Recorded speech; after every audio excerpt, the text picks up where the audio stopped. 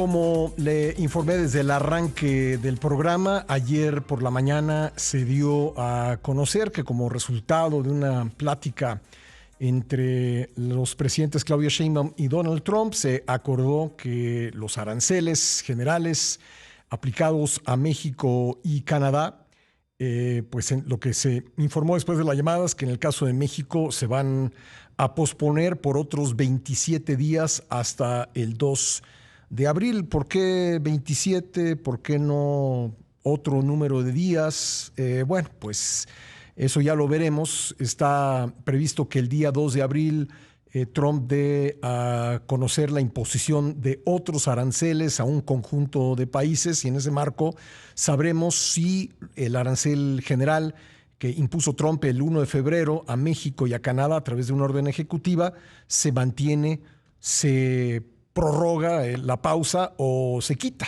Todos quisiéramos en México que pues dejáramos de tener esa incertidumbre, pero bueno, la seguimos teniendo por lo menos de aquí al 2 de abril. Vamos a hablar al respecto con Valeria Moy, directora general del Instituto Mexicano para la Competitividad. Valeria, muy buenos días. Te saludo y te pregunto de entrada si ya estamos fuera de zona de peligro con esta decisión o simplemente continúa la incertidumbre. Hola, Pascal, ya, fuera de peligro. Vámonos al Zócalo todos a festejar.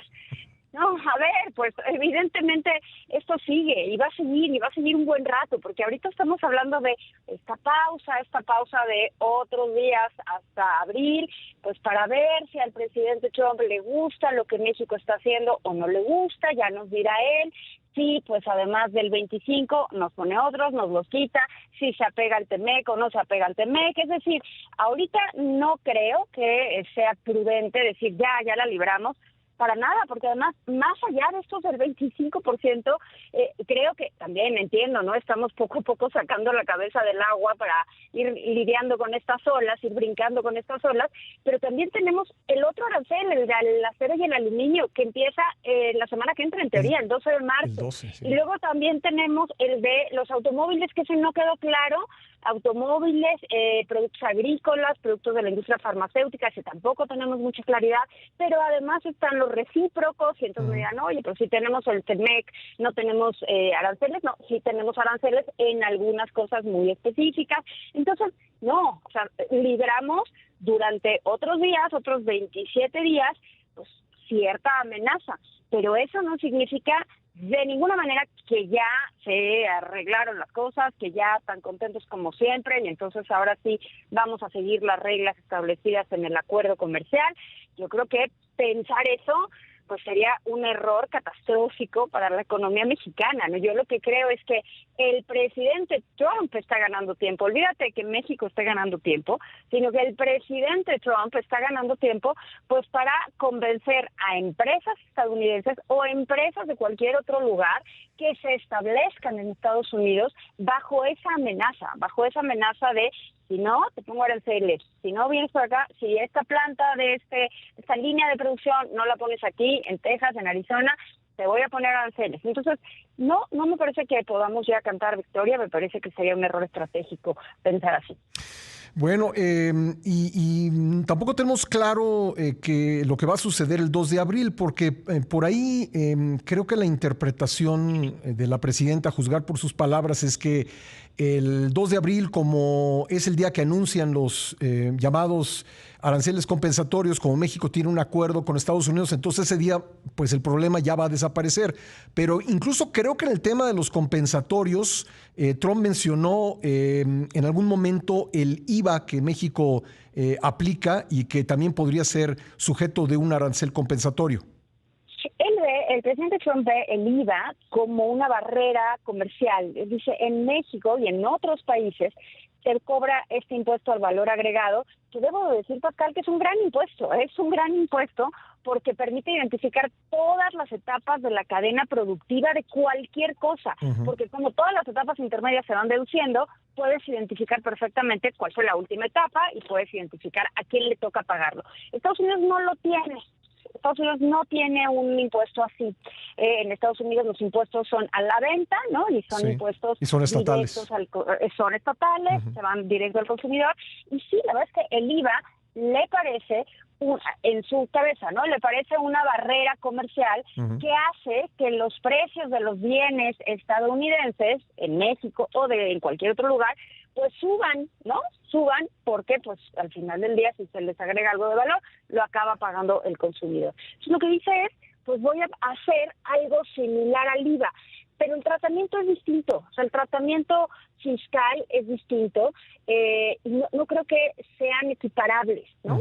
Sí me parece que pensar que con esto ya la libramos, o con lo recíproco, pensar de, bueno, pues todos los bienes entre México, Estados Unidos, todo el intercambio de bienes entre México, Estados Unidos y Canadá, o prácticamente todo está exento por el TEMEC, pues no, o sea, sí, el riesgo me parece que sigue, ¿no? Me parece que vamos a estar ahí con este riesgo un buen rato. Y lo peor, Pascal, es que este riesgo, esta incertidumbre, pues evidentemente frena la inversión. Con los datos que vimos en diciembre, que a mí me parecieron impresionantes, los acabamos de ver, pero son datos que corresponden a diciembre.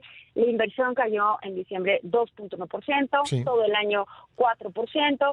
Son datos cuando no teníamos, todavía sí, ya sabíamos que estaba esta amenaza arancelaria, pero todavía no entraba al gobierno. Ya sabíamos que nos iba a amenazar, eso ya lo sabíamos, pero no sabíamos la magnitud y la gama de posibilidades que se le están ocurriendo al presidente. Esta incertidumbre, por cierto, esta sería mi siguiente pregunta que te pediría que me la respondas después de la pausa comercial obligada que tenemos, es una incertidumbre que se agrega a un clima de debilidad de la economía mexicana. Ayer la presidenta decía la economía está fuerte, pero creo que los datos no muestran eso más allá de los aranceles. Si te parece, lo hablamos regresando del corte, Valeria. Claro que sí. Volvemos en un momento.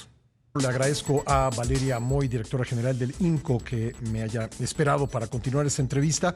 Pues Valeria, te decía que desde antes de que esta imposición de aranceles comenzara a convertirse en una preocupación, pues la economía mexicana ya mostraba debilidad en cuanto al crecimiento, en cuanto a la generación de empleos, en cuanto al consumo y la inversión. ¿Cuál es el panorama de la economía? Y pues me gustaría conocer tu punto de vista, si se puede decir que la economía mexicana está fuerte, como escuchamos ayer. Pues mira, a mí me llama muchísimo la atención cómo van cambiando los discursos en el tiempo, ¿no? Me parece casi un fenómeno, porque cuando la economía mexicana crecía en promedio 2 o 2.5, pues nos quejábamos y decíamos, esto es increíble, no puede ser que la economía tenga un crecimiento tan mediocre, tendríamos que estar creciendo más, 2.5 no es suficiente.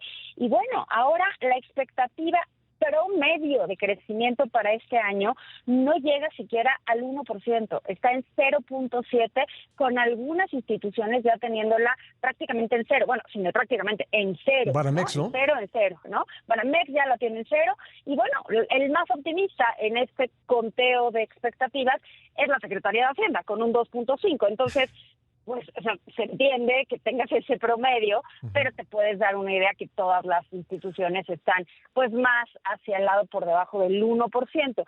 Yo no sé en qué escenario crecer al 1% es una buena expectativa para México. A mí no me lo parece. Pero claro, me podrás decir, oye, podría ser negativo. Pues sí podría ser negativo, ¿no? Si Trump insiste con los aranceles, si nos pone este 25 o el 10 o el 15 al aluminio, al acero, o sea, porque esto puede cambiar, esto es una situación fluida, puede cambiar en cualquier momento, pues ya podríamos estar hablando sin ninguna duda de crecimiento negativo, y no de crecimiento negativo durante el primer trimestre, de crecimiento negativo durante todo el año. Entonces se vuelve este tema de, bueno, pues de todas maneras vamos a crecer. Pues sí, vamos a crecer, pero no vamos a crecer nada prácticamente, ¿no? Y hay que decir que todo el sexenio pasado el crecimiento fue bastante magro. Sí, o sea, magro me refiero 5.9 en toda la administración, de inicio a fin, no promedio. Promedio es el crecimiento más bajo que hemos tenido en muchas décadas.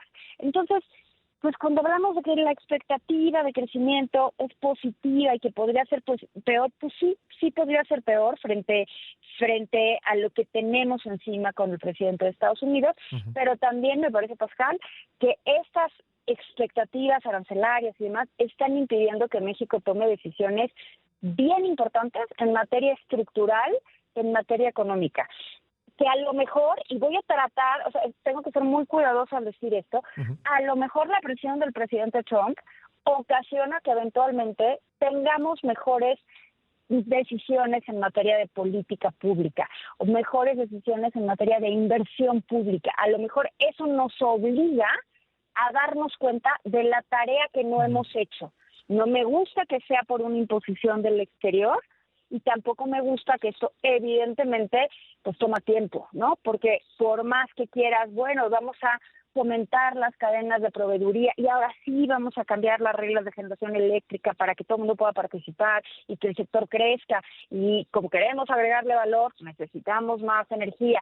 Si queremos hacer eso, me daría mucho gusto. No es inmediato, no es rápido, no se ve en los siguientes 3 meses o 6 meses.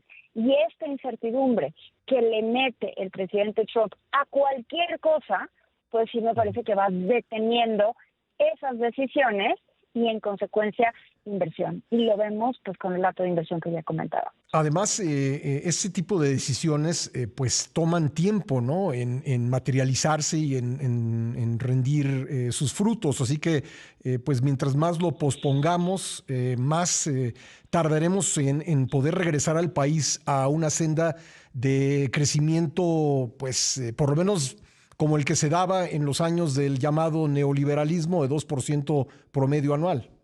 Sí, ojalá que llegue ese momento en el que nos quejemos del 2% anual, ¿no? O sea, que nos demos cuenta de que el crecimiento del 2% anual, que sí era bajo, que sí era mediocre para el potencial de la economía mexicana, pues ahorita está en 0.7 para este año.